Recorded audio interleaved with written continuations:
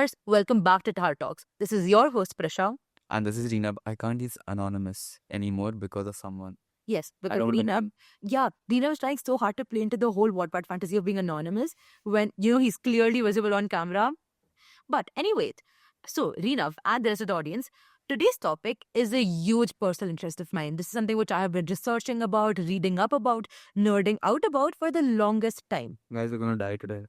Okay, so Reenab, would you like to tell everyone what this is about? Okay, so I don't know if you all know what is CRISPR-Cas9. It's like genetic engineering. Now let me explain it to you. Okay, I've learned this in 10th, so I'm good at it. Okay, so imagine there's a bacterial cell and it has plasmids, obviously. So you take out the plasmid, and a gene is basically a code of a DNA. Okay, Yes, a protein code. Yeah, a protein code of a DNA. So that's the gene. You cut the DNA from our body and inject it to the plasmid with the same restriction enzyme you use. Then you add DNA ligase and send it back to the bacterial cell. That is called recombinant plasmid. Yes, good job, Dheerab. Especially for someone who's not studying bio anymore, good job. So this is a recombinant DNA technology, which basically means that we use the plasmid of a bacteria. Now, for those of you who do not know, the plasmid of a bacteria is an extremely versatile thing, which means that it has the ability to survive through most climatic conditions and to multiply at an exponential rate. So, what the plasmid DNA does is that it replicates itself very, very fast. And when we remove a particular part of that plasmid and we add whatever human gene we want over there, we are able to get multiple copies of this particular gene very fast. This is how powerful the recombinant DNA technology is. So CRISPR-Cas9 is a revolutionary gene editing technology derived from the immune system of bacteria. It enables precise modification to an organism's DNA, allowing to the addition, removal, or alteration of genetic material. And the reason why CRISPR-Cas9 is given so much more importance over other genetic engineering methods is simply because of its precision, efficiency, and versatility. The thing which makes CRISPR-Cas9 so different is that you can make targeted modifications to a DNA or gene code using this. CRISPR-Cas9 allows scientists to make precise changes to DNA at specific locations within the genome. This capability enables correction of genetic mutations that cause diseases, making it a powerful tool for therapeutic applications. I feel like this is also a step in an advance in science. Also, do you remember the stem cells thing we had on TEDx? Exactly. That was something new I heard about. So our school had a TEDx happen inside the school very recently, the Good Shepherd TEDx event. She was a speaker that time. Yes, I don't know if it was good or not, but you all can listen to it. Yes, if you want, you can listen to my TEDx speech. Or you can listen to Miss Nurupa Vyas's TEDx speech, the one we are referring to right now, about stem cell engineering. Just like genetic engineering, we have a whole different branch in biotechnology which deals with stem cells. Stem cells are basically the most basic cells found in the human body at embryonic stages, which can basically turn into any other cells of the body. So stem cells have the power to essentially grow into they're special cells which have the power to grow into full living organisms. CRISPR-Cas9 has a wide range of applications across various fields. The first one is genetic disorders, and the second one is cancer treatment. So, genetic disorders, it shows promise in treating conditions like cystic fibrosis and DMD. DMD actually is because just because we mentioned DMD now, I'm going to take my moment nerd out over here. As we know, CRISPR-Cas9 is very important to DMD. But what is also very important to consider over here is how was this technology developed? If you guys have your phones or any laptop right now, Google what the DMD rabbits are. DMD rabbits are one of the first specimen that, CRISPR-Cas9 was tested on. So basically, they use CRISPR-Cas9 to induce DMD in rabbits, where they essentially brought about a change in their DNA sequence to see how DMD would manifest itself in rabbits, and then later recured this using CRISPR-Cas9. This really makes us take a moment to think back on the dark history of CRISPR-Cas9 because DMD is an extremely painful disease which definitely left a lot of these rabbits in anguish, which brings me to the completely different topic of using animals as a form of testing in science, which is hopefully something we will be covering soon. Feel sorry for our COVID friends. Like, imagine the pain they had to go through listening to you yap all day. Just imagine. Did you just call me talking about animal testing yapping, Reenav? No, the DMD, yeah. Anyways, continuing. So, and sickle diseases by correcting mutations at a genetic level. For instance, researchers have successfully used it to repair CFTR gene responsible for cystic fibrosis in human intestinal organoids. Cancer research. The technology is being implemented to identify the liabilities in cancer cells and develop targeted therapies. High throughput CRISPR screens have been used to discover genes essential for cancer cell survival, aiding in drug development. Other than just these, there are two other very important applications too. This is about disease research and crop improvement. Disease research. CRISPR-Cas9 is being explored as a potential antiviral therapy against diseases like HIV and hepatitis B by targeting and disabling viral genomes in themselves. Now, crop improvement and GMOs are a whole different league in CRISPR-Cas9. CRISPR is used to enhance crop traits such as yield, nutritional value, and resistance to pests and diseases. This includes developing grains with improved qualities through targeted gene editing. Yeah, I've learned about this too. There's a crop in South Africa. It's called the golden rice. So they've enriched rice for the vitamin A component. That is so interesting. I have never heard of this before. So the implications of CRISPR-Cas9 technology are profound and complicated. Obviously, it's such a high-tech thing. Of course. So germline editing. Editing germline cells, sperm or egg, raises ethical concerns because changes would be heritable. This has sparked debates about the potential for designer babies and long-term effects on human evolution. You know, taking a moment to nerd out again because I find germline editing to be so interesting. So, for the audience, germline cells basically refer to, your sperm or your egg cells. Now, what makes these cells so different from your somatic body cells is that these cells essentially decide what the next living organism is going to be like and the traits they carry. Right now, genetically and editing germline cells is a very, very controversial topic. And even in countries where, genetic engineering has been allowed, germline cell editing is still illegal in many places. You can have a mega baby like with Ronaldo's and Messi's, like all the famous footballers, genes is mixed. It's like a mega baby. Exactly, but is it really ethical for us to create a mega baby in the first place without knowing the kind of impact it could have on the child, both biologically, physically, socially, and psychologically? This brings me back to such an interesting research I had read a couple of years ago. This is about Chinese researchers who wanted to test, the power CRISPR-Cas9 has, but they wanted to do this on embryos, human embryos. So what they did for this instead is that they went to an IVF clinic. IVF or in vitro fertilization is very interesting. I don't know if you know this. I know it. But how IVF works is basically they take several samples of the egg and sperm and they create several embryos. Now, out of these several embryos, one embryo is chosen to be implemented and turned into full pregnancy, while the other embryos are usually safely discarded. What these Chinese researchers did was that instead of these embryos that were going to get discarded, they took these and they, tested out different CRISPR-Cas9 abilities on these embryos. So they basically were testing designer babies.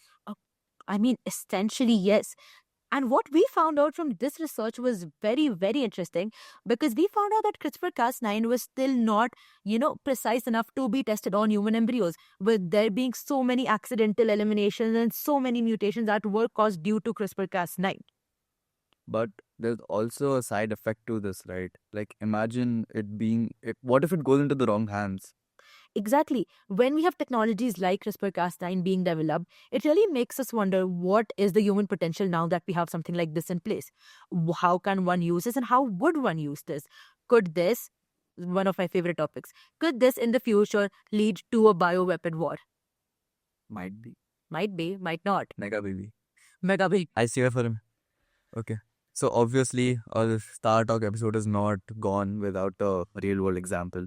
So Victoria Gray was diagnosed with sickle cell disease, a painful and debilitating condition caused by mutation in hemoglobin gene. Traditional treatments, including blood transfusions and pain management, provide limited relief and do not address the underlying genetic issue. In a groundbreaking clinical trial sponsored by Vertex Pharmaceuticals and CRISPR Therapeutics.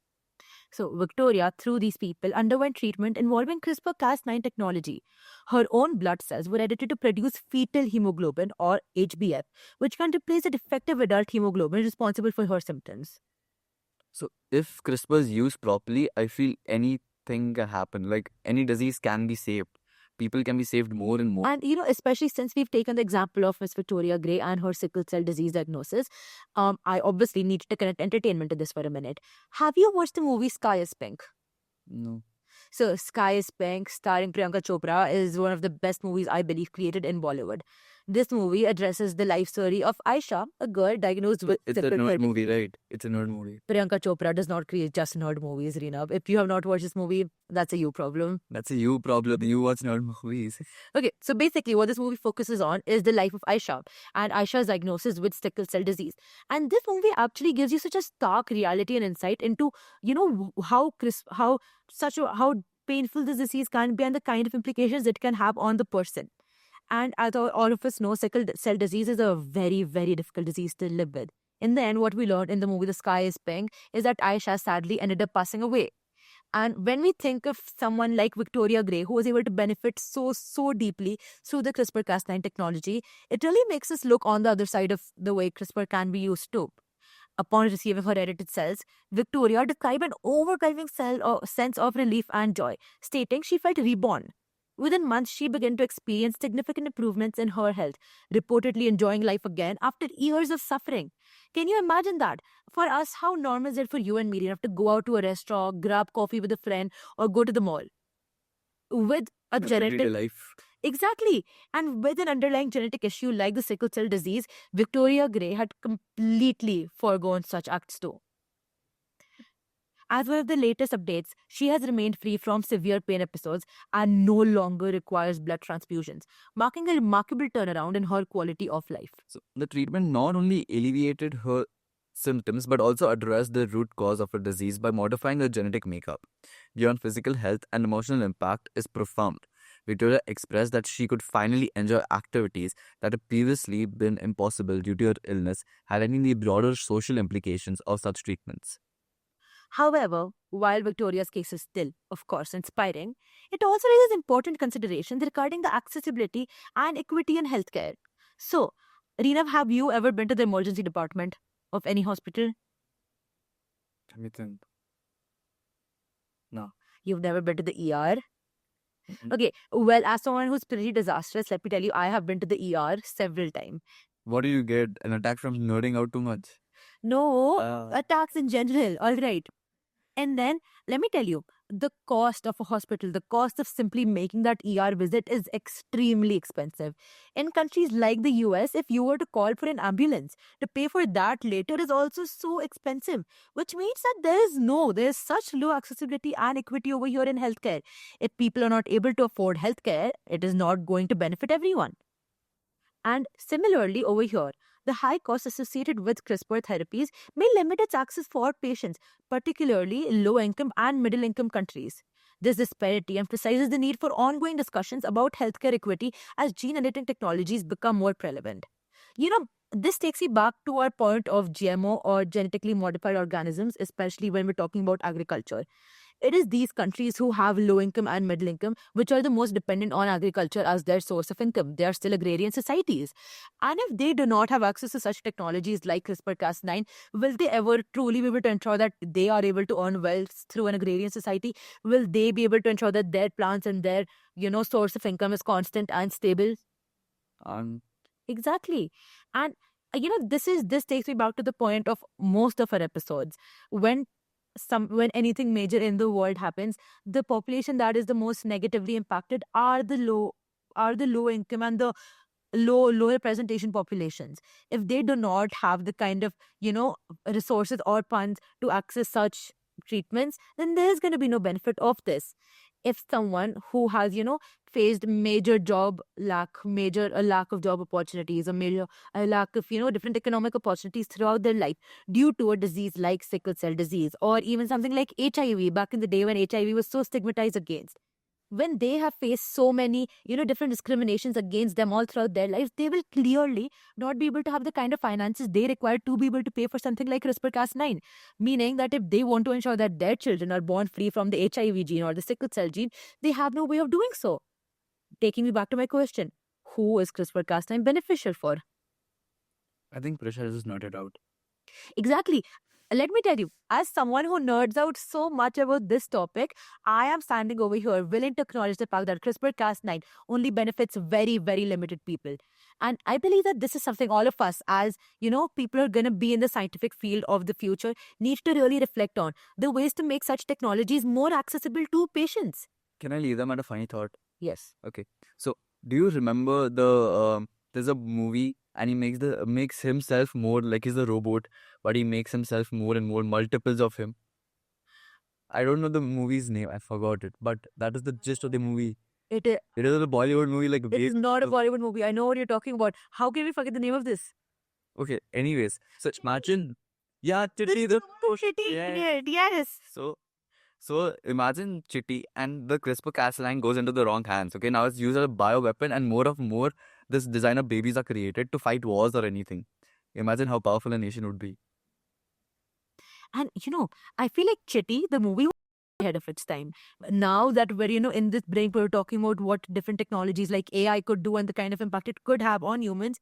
If any of you recall the storyline of Chitty, one of Rajinikanth's best roles, what happens over here is that we have the scientist creating a robot which looks very similar to him, the Chitty robot. Putting the note. Let's Yeah. leave him at the funny thought. Oh, no, I will finish. And what Chitty does is Chitty and AI takes over his creator and creates multiple copies of himself going into world dominance. Imagine if something like this happens with CRISPR-Cas9. Wow, fun. Wow, fun. Well, let's see what the world is going to be like 20 years from now, where maybe CRISPR-Cas9 has been more normalized and more prevalent in our medical industry too, and hopefully more accessible. This was today's episode for Thar Talks. Thank you so much for joining in, and we hope to see you next episode too. Bye.